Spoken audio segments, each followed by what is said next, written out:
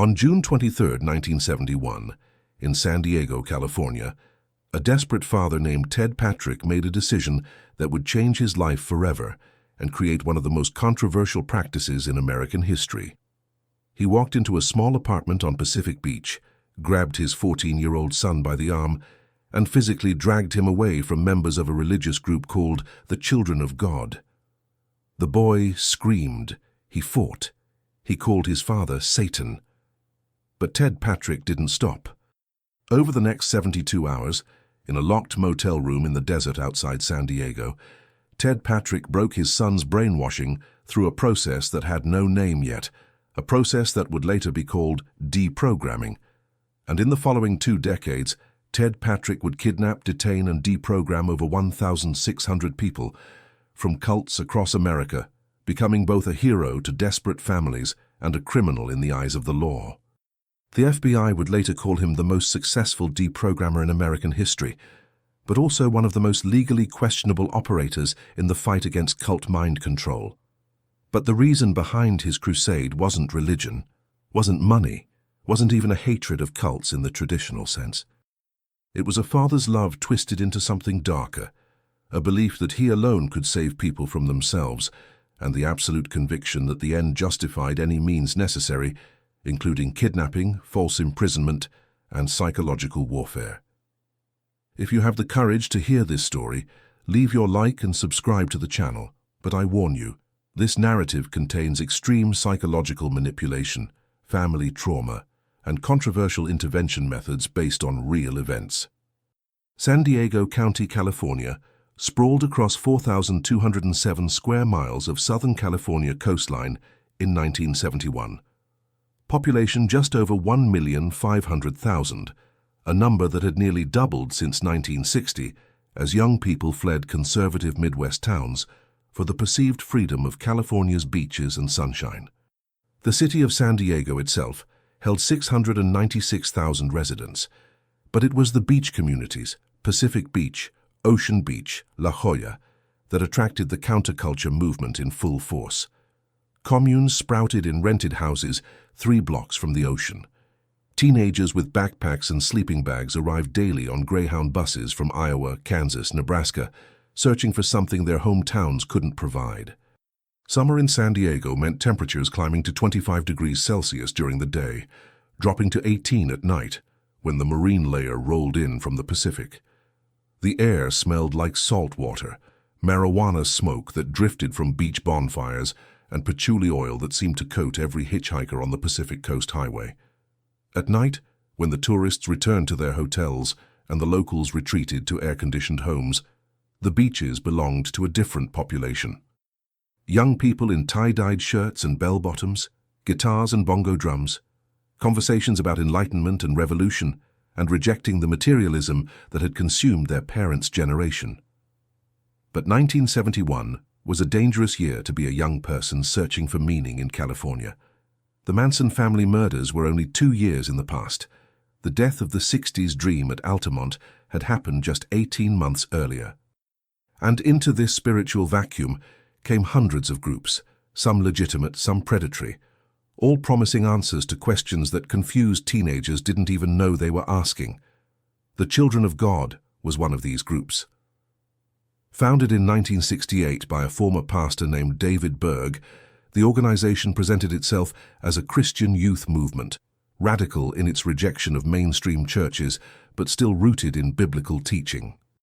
By 1971, they had established communes across California, recruiting primarily from the beaches where lost young people gathered. What families didn't understand until too late was that the Children of God practiced something called love bombing, an intensive recruitment technique where new members were showered with affection, acceptance, and belonging. Within days, teenagers who'd felt invisible their entire lives suddenly felt loved. Within weeks, they'd cut contact with families who didn't understand. Within months, they'd surrendered their possessions, their identities, and their ability to think critically about what was happening to them. Ted Patrick knew none of this on the morning of June 4, 1971, when his 14-year-old son Michael disappeared. Theodore Roosevelt, Patrick Jr., everyone called him Ted, was 40 years old that summer. He stood 6 feet tall, 210 pounds, with the thick build of a former college football player who'd kept himself in decent shape through middle age. His hair had started going grey at the temples, and he kept it cut military short even though he'd never served, a habit from his father who had been career army.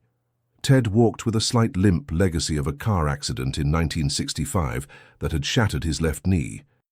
On cold mornings, that knee ached deep in the joint, a reminder that his body wasn't as indestructible as he liked to believe.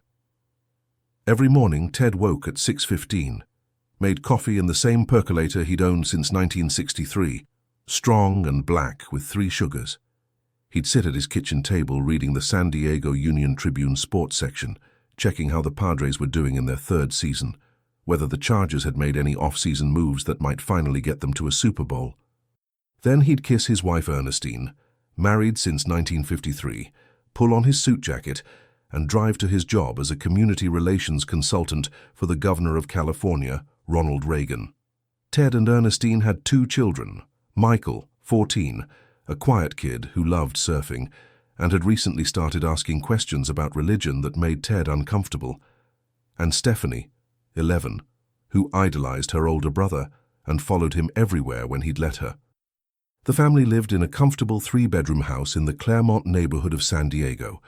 Mortgage almost paid off, 2 cars in the driveway, the quintessential American middle-class existence that the 60s had supposedly made obsolete, but that Ted Patrick still believed in with almost religious fervor. What Ted valued most wasn't the house or the job or even the paycheck, though those mattered. What he valued was order, structure, the idea that if you worked hard, followed the rules, raised your children with discipline and love, they'd turn out right. They'd graduate high school, maybe go to college, get decent jobs, marry decent people, and continue the chain of American prosperity that each generation was supposed to improve upon. Michael disappearing shattered that belief in less than 24 hours. On the morning of June 4th, Michael told his parents he was going to the beach with friends. Normal. He'd been doing it all summer. But when he didn't come home by dinner at 6 o'clock, Ted started to worry. When he didn't come home by 9 o'clock, Ted called the police. The San Diego Police Department took a missing persons report but explained that 14-year-olds ran away constantly in 1971, especially in beach communities. Most came home within 48 hours. They'd keep an eye out, but there wasn't much they could actively do unless there was evidence of foul play. Ted spent 3 days searching, drove to every beach from Oceanside to Imperial Beach, showed Michael's school photo to surfers, homeless people, anyone who might have seen a 14-year-old boy with sandy blonde hair and a blue t-shirt. Nobody had seen anything. On June 7th, 3 days after Michael vanished, a woman named Mrs. Patterson called the Patrick house. She lived 4 blocks away, had a daughter Michael's age. She'd heard Ted was looking for his son and wanted him to know that she'd seen Michael that morning at a house on Emerald Street, surrounded by young people who were singing and praying. The Children of God operated their San Diego commune out of a run-down 2-story house on Emerald Street in Pacific Beach. 23 people lived there in conditions that would have violated every housing code if anyone had bothered to inspect. Mattresses on floors, 1 bathroom for everyone, meals prepared in a kitchen with a refrigerator that barely worked. But the residents didn't care about comfort. They cared about salvation, about rejecting the materialism of the system, about preparing for the end times that their leader David Berg promised were coming soon. Ted Patrick arrived at the house on Emerald Street at 2:15 in the afternoon on June 7th. He knocked on the door. A young woman answered, maybe 19 years old, wearing a long dress that looked like it came from a thrift store, hair unwashed, eyes bright with the particular intensity of someone who'd found purpose. "I'm looking for my son, Michael Patrick. I was told he's here." The young woman smiled. "Brother Michael is with us, yes. He's found Jesus. He's part of our family now. He's 14 years old. He belongs with his actual family. The system's definition of family is corrupt. We're his true family. We love him unconditionally." Ted pushed past her, walked into the house. The smell hit him immediately. Too many people living in too small a space with inadequate ventilation, incense burning to cover the odor of unwashed bodies. something cooking that smelled like beans and not much else. In the main room, 20 people sat in a circle on the floor. They were singing, swaying, hands raised. In the middle of the circle, Ted saw his son. Michael sat cross-legged, eyes closed, singing along to a song Ted didn't recognize. The boy looked different, thinner. His hair was longer, greasy. The blue t-shirt he'd been wearing 3 days ago was gone, replaced by a white robe that made him look like he was in some kind of biblical reenactment. "Michael," Ted said. His voice cut through the singing. Michael's eyes opened. He looked at his father with an expression that Ted would remember for the rest of his life. Not recognition. Not relief. Not the fear or guilt you'd expect from a 14-year-old who'd made his parents worry for 3 days. Contempt. Pure, absolute contempt. "You need to leave," Michael said. His voice sounded different, flatter, like he was reciting words someone had taught him. "You're part of the system. You're Satan's tool. Michael, we're going home. Now." The young people in the circle stood up, positioned themselves between Ted and his son. Not threatening exactly, but making it clear that Ted would have to go through them to reach Michael. "Brother Michael has chosen to be here," one of them said. "A man maybe 22 years old, with a scraggly beard. You can't force him to leave. He's found the truth. He's 14, he's a child, and I'm his father. Age is irrelevant in the eyes of God." Ted Patrick made a decision in that moment that would define the rest of his life. He looked at these young people, saw the glassy eyes, the rehearsed responses, the way they moved in unison like they were connected by invisible strings. Saw his son sitting there calling him Satan with a voice that wasn't entirely Michael's anymore. And Ted understood with perfect clarity that his son had been brainwashed. The term didn't exist in popular American vocabulary yet, not the way it would in a decade. But Ted knew what he was seeing. He'd seen it before during World War II, when prisoners of war came back from Korea and China speaking like communists, repeating propaganda, unable to think for themselves. Someone had done that to his son. In 3 days. 72 hours was all it took to turn a normal American teenager into a glassy-eyed religious fanatic who looked at his own father with hatred. Ted left the house on Emerald Street. Didn't argue further, didn't make a scene. Just walked to his car, drove home and started planning. Over the next 2 weeks, Ted Patrick did something that nobody had really done before in America. He researched cults, not from an academic perspective, not from a sociological distance. He researched them as an enemy, the way a general studies an opposing army's tactics before battle. He read everything he could find, articles about the Hare Krishnas, the Moonies, the processed church, books about brainwashing techniques used by the Chinese during the Korean War, psychology papers about group dynamics and compliance, and how quickly human beings could be made to surrender their critical thinking when subjected to the right combination of love, sleep deprivation, and ideological repetition. He visited the house on Emerald Street 6 more times over those 2 weeks. Sometimes he could see Michael through the windows. Sometimes the boy was visible in the yard, always surrounded by other members, never alone. Ted tried talking to him 3 times. Each time Michael refused to engage beyond repeating the same phrases. "You're worldly. You don't understand. I've found truth." On June 20th, Ted went to the San Diego Police Department and filed a report about what he was seeing, explained that his son was being held against his will by a religious cult that was using psychological manipulation. The officer who took the report was sympathetic, but explained the legal reality. Michael hadn't been kidnapped in the traditional sense. He'd gone willingly, and unless Ted could prove abuse, neglect, or immediate danger, there was nothing the police could legally do. Religious freedom was protected, even for 14-year-olds. Ted Patrick left that police station understanding that no institution was going to help him, not law enforcement. Not the church. He'd already tried his family's pastor, who'd said that while the children of God were extreme, they were technically Christian, and perhaps Michael was just going through a phase. Not the schools. Summer vacation meant no truant officers who might intervene. He was alone, and if he wanted his son back, he'd have to take action that existed outside the boundaries of what was legal or proper, or even entirely moral. On June 23, 1971, At 10:30 in the morning, Ted Patrick parked his car 3 blocks from the house on Emerald Street. He'd been watching the Children of God's patterns for 2 weeks, knew that most members left the house between 9 and 11 to panhandle on the beaches and at shopping centers, a fundraising technique they called witnessing, but that was really just aggressive begging. Michael was in the group that left at 10:15. 7 young people, including Ted's son, walking toward the bus stop on Garnet Avenue that would take them to Mission Beach. Ted followed in his car. When they got off the bus at Mission Beach, he followed on foot, watched them split up, 2 heading north along the boardwalk, 2 heading south.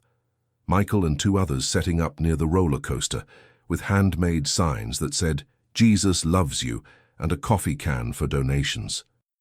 Ted waited until Michael was separated from the others by about 20 feet.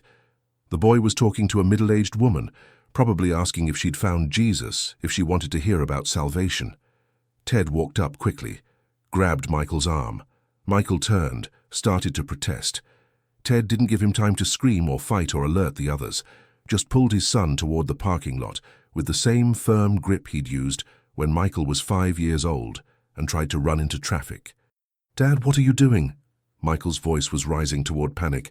"Let me go. We're going home. I don't want to go home. I want to stay with my family. I'm your family." Ted reached his car, opened the back door, pushed Michael inside. The boy tried to get out the other side, but Ted had child-locked the doors years ago when Stephanie was a toddler. He got in the driver's seat, locked all the doors from the master control, started the engine. "This is kidnapping!" Michael screamed. "You're kidnapping me. You're 14, I'm your father, this isn't kidnapping." But legally, Ted Patrick knew it absolutely was. He drove east, away from the beach, away from San Diego, into the desert. He'd rented a motel room in a place called Borrego Springs, 90 minutes away, a small desert town where nobody knew him, and nobody would ask questions about a man checking in with a teenage boy. The motel was called the Desert View Inn. 12 rooms arranged in an L shape around a parking lot, a pool that looked like it hadn't been cleaned in weeks, a neon sign that flickered even during the day. Ted had paid cash for 3 nights, told the clerk his son was having behavioral problems and needed some time away from bad influences. The clerk had shrugged and handed over the key to room 7. In desert towns in 1971, people minded their own business. Ted pulled Michael out of the car. The boy fought now, really fought, kicking and screaming. A woman came out of room 4, looked at them with concern. "Family issue," Ted said. She nodded and went back inside. Room 7 was exactly what Ted had expected. 1 double bed with a floral bedspread that had probably been installed in 1955 and never changed. A small TV bolted to the dresser. A bathroom with a shower stall and a toilet that ran constantly. The windows had heavy curtains that Ted immediately closed. He pushed Michael into the room, locked the door behind them. The boy stood in the center of the room, chest heaving, eyes wild. "You can't do this," Michael said. "This is illegal. When I get out of here, I'm calling the police and you're going to jail." "Maybe," Ted said, "but right now you're going to sit down and we're going to talk, really talk. Not that program nonsense you've been spouting. I want to talk to my actual son. I am your actual son, and I'm telling you that you don't understand what I've found. What you've found is brainwashing. It's not brainwashing, it's truth." Over the next 72 hours, in that motel room in Borrego Springs, Ted Patrick invented deprogramming. He didn't have a manual, didn't have training, didn't have anything except his research into Korean War brainwashing techniques and his absolute conviction that his son was in there somewhere, buried under 3 weeks of psychological manipulation. The first 12 hours were the hardest. Michael refused to engage in any conversation that didn't involve quotes from the Bible or phrases he'd learned from the Children of God. He sat on the bed with his arms crossed, repeating the same mantras. "You're Satan. You're testing me. This is a trial from God." Ted didn't sleep, sat in the chair by the door watching his son, talking when Michael would let him, staying silent when the boy shut down completely. Around midnight, Michael tried to escape, ran to the door, started pounding on it, screaming for help. Ted grabbed him, pulled him back. They struggled. Michael was 14 but strong, athletic from surfing. Ted was 40 and bigger but exhausted. They fell against the bed. Michael crying now, screaming that his father was Satan, that God would punish this. "I'm not Satan," Ted said, holding his son's shoulders. "I'm your father. I changed your diapers. I taught you to ride a bike. I sat with you in the hospital when you broke your arm in 3rd grade, remember? Remember breaking your arm?" For just a second, something flickered in Michael's eyes, a crack in the programming. Ted saw it and pressed. "You fell off the jungle gym at recess, Mrs. Henderson called me at work. I drove to the school so fast I got pulled over for speeding. You were crying but trying not to because the other kids were watching. Do you remember what I told you?" Michael's face was screwed up in concentration, like he was trying to access a file that had been deleted. "I told you it's okay to cry when you're hurt. That being tough doesn't mean pretending nothing hurts. Do you remember?" Michael's eyes filled with tears, not the programmed ones from earlier. Real tears. "Dad?" It was the first time Michael had called him Dad instead of you or Satan or worldly influence in 3 weeks. Ted pulled his son into a hug. The boy resisted for maybe 3 seconds, then collapsed against his father's chest and sobbed. That moment, at approximately 12:45 on the morning of June 24, 1971, was the breakthrough. It didn't mean Michael was instantly deprogrammed. The next 48 hours involved backsliding, moments where the cult programming would reassert itself and Michael would push Ted away, return to the robotic phrases. But each time, it took less effort to bring him back. Ted used every memory he could access: family vacations, Michael's 10th birthday when they'd gone to Disneyland, the dog they'd had when Michael was 7 who'd died and Michael had cried for 2 days, Christmas mornings, Stephanie's birth. Every specific, personal memory that connected Michael to his real identity, his real family, his real life before the children of God, had convinced him that all of that was Satan's deception. By the evening of June 25th, 60 hours into the deprogramming, Michael was talking normally. Still confused, still processing, still occasionally slipping into cult language before catching himself. But he was Michael again. Remembered who he was. Understood, at least partially, that he'd been manipulated. They stayed one more night in the motel. On June 26th, Ted drove his son home to San Diego. Ernestine cried when they walked through the door. Stephanie ran to her brother, hugged him so hard he had to ask her to stop. Michael looked around the house like he was seeing it for the first time, which, in a sense, he was. 3 weeks ago, the children of God had taught him that houses, possessions, family structures were all part of the system that enslaved humanity. Now he was standing in his living room, looking at the couch he'd sat on 1,000 times, and crying because he'd almost lost all of this. That night, Ted Patrick couldn't sleep. He sat in his backyard smoking cigarettes even though Ernestine hated when he smoked, thinking about what he'd just done. He'd kidnapped his own son, held him against his will, subjected him to 72 hours of psychological pressure. Any of that could have gone wrong. Michael could have been traumatized, could have fought harder, could have escaped and called the police, and Ted would be in jail right now facing charges that would have destroyed his career, his reputation, his life. But it had worked. His son was home, was himself again. And that meant something Ted couldn't ignore. It meant this could work on other people too. Within 2 weeks of bringing Michael home, Ted Patrick received his first phone call from another desperate parent. He never found out how they got his number. Maybe someone from the governor's office had mentioned what happened. Maybe word had spread through the small community of families dealing with cult recruitment. The caller was a woman named Dorothy Stevens. Her 19-year-old daughter Linda had joined the Hare Krishnas 3 months earlier, had shaved her head, changed her name to Lakshmi, and refused all contact with family. Dorothy had heard that Ted Patrick had gotten his son out of a cult. Could he help? Ted's first instinct was to say no. He wasn't a professional. What he'd done with Michael was desperate improvisation, not a repeatable technique. And frankly, it had been terrifying. But Dorothy Stevens was crying on the phone, begging, saying she'd pay anything, do anything, just please help her get her daughter back. Ted agreed to meet with her, heard her story. saw the same desperate love he'd felt for Michael reflected in this mother's face, and made a decision that would define the next 2 decades of his life. He would help her, and anyone else who asked. For free initially, though that would change as demand grew, and Ted realized he couldn't keep a regular job and do deprogramming simultaneously. The deprogramming of Linda Stevens took place in August 1971 at a rented cabin in the mountains outside San Diego. It took 6 days instead of 3 because Linda was 19, legally an adult, and had been with the Hare Krishnas for months instead of weeks. The programming went deeper. The techniques had to be adjusted, but it worked. On day 6, Linda Stevens cried in her mother's arms and said she wanted to go home. Word spread. By the end of 1971, Ted Patrick had deprogrammed 14 people. By the end of 1972, 63. By 1975, over 300. He developed techniques, refined them, turned deprogramming from improvisation into something resembling a science. He learned that the first 48 hours were critical, that isolation was necessary to break the group reinforcement that kept people locked into cult thinking. That personal memories, specific and detailed, were more effective than logical arguments or religious counter-teaching.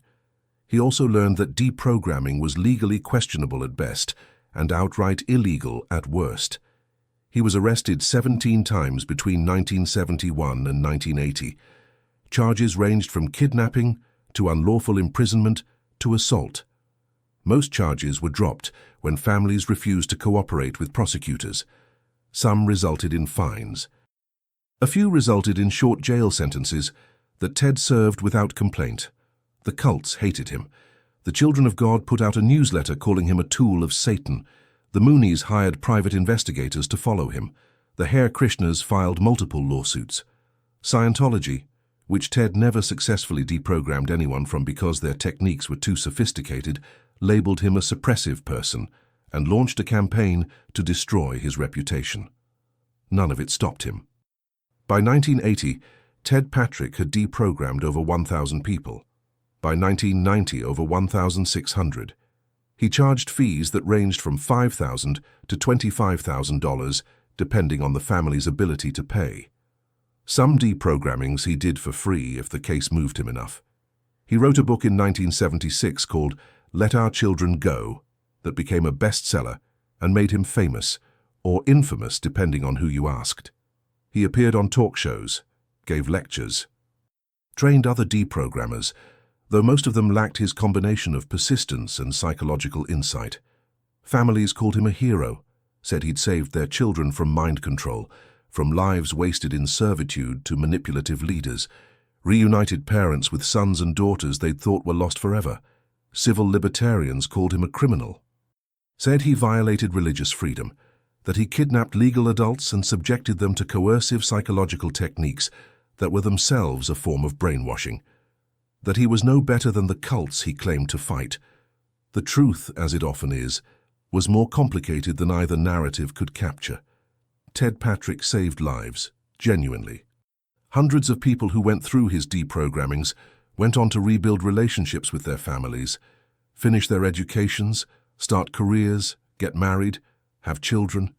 They sent him Christmas cards for decades, thanking him for giving them their lives back. But Ted Patrick also traumatized people. Some deprogrammings failed, leaving the person more committed to their cult than before and deeply traumatized by being kidnapped and held against their will by someone claiming to help them. Some people who were successfully deprogrammed still carried psychological scars from the experience, from being forced to question everything they believed while locked in a room with no escape. And Ted Patrick operated completely outside the law. Never sought licensing, never created ethical guidelines, never submitted to any oversight beyond his own moral compass. He believed that the ends justified the means, that saving someone from a cult was worth violating their civil liberties in the short term. That belief led to situations where deprogrammers he'd trained, who lacked his skill or ethics, hurt people, led to deprogrammings of individuals who maybe weren't in dangerous cults at all, just alternative religious groups that concerned parents didn't approve of. The practice of forcible deprogramming largely died out by the mid-1990s. Courts had ruled it illegal. Cults had gotten smarter about legal protections, and a new generation of exit counselors emerged who worked with willing participants instead of kidnapping them. But for 2 decades, Ted Patrick was the most feared man in the cult world. A grandfather-looking figure who would show up without warning, grab someone off the street, and drag them to a location where he'd spend days breaking down their psychological defenses until they either saw the light or convinced him they were a lost cause. On March 25, 2001, at 80 years old, Ted Patrick gave his last interview to a documentary filmmaker.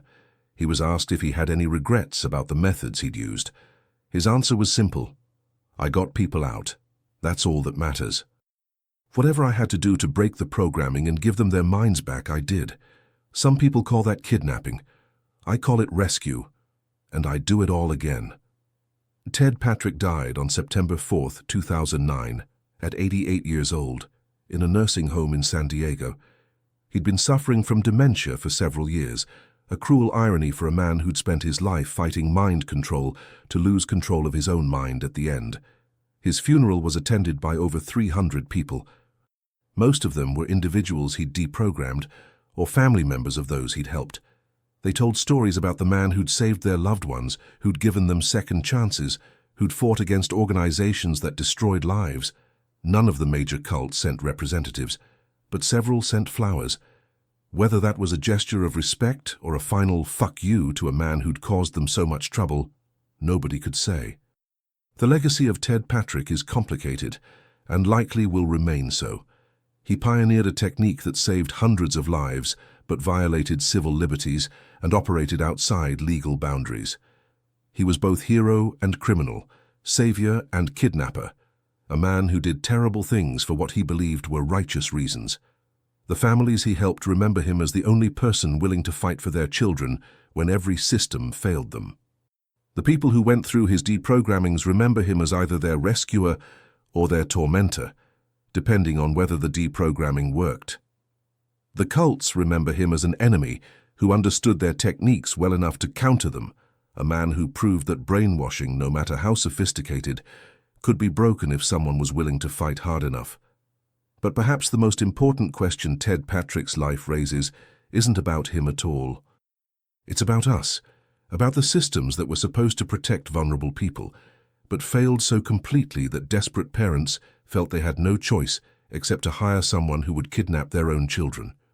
What does it say about religious freedom when that freedom is used to justify manipulation and control?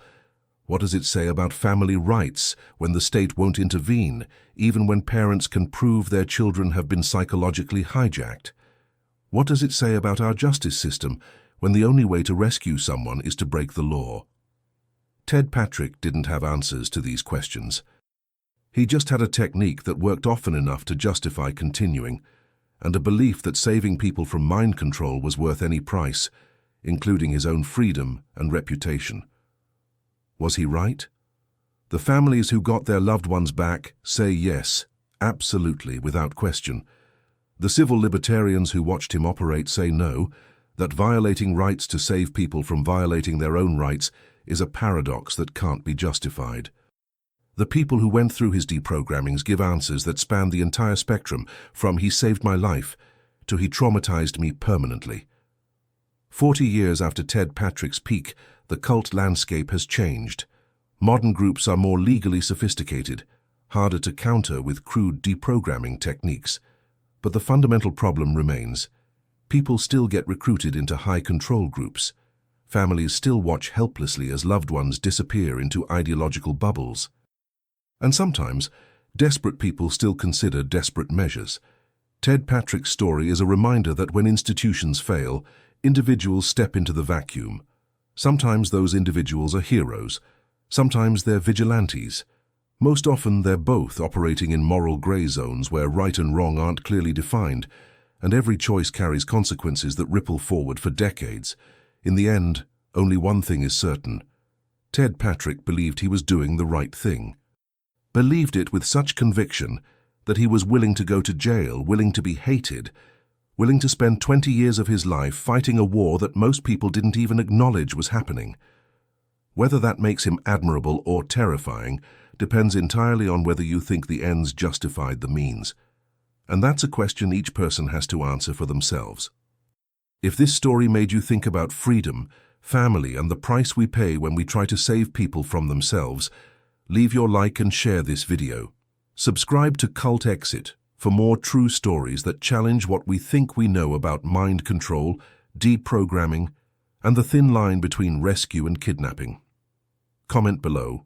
Was Ted Patrick a hero or a criminal? Where do you draw the line between saving someone and violating their rights? Because these stories aren't just history. Right now, somewhere, another family is facing the same impossible choice Ted Patrick faced in 1971, and they're wondering if there's anyone left who's willing to fight the way he did. Until next time, remember, the people we call heroes aren't always the people who follow the rules. Sometimes they're the people who break every rule because they believe something is more important than the law. And sometimes they're right.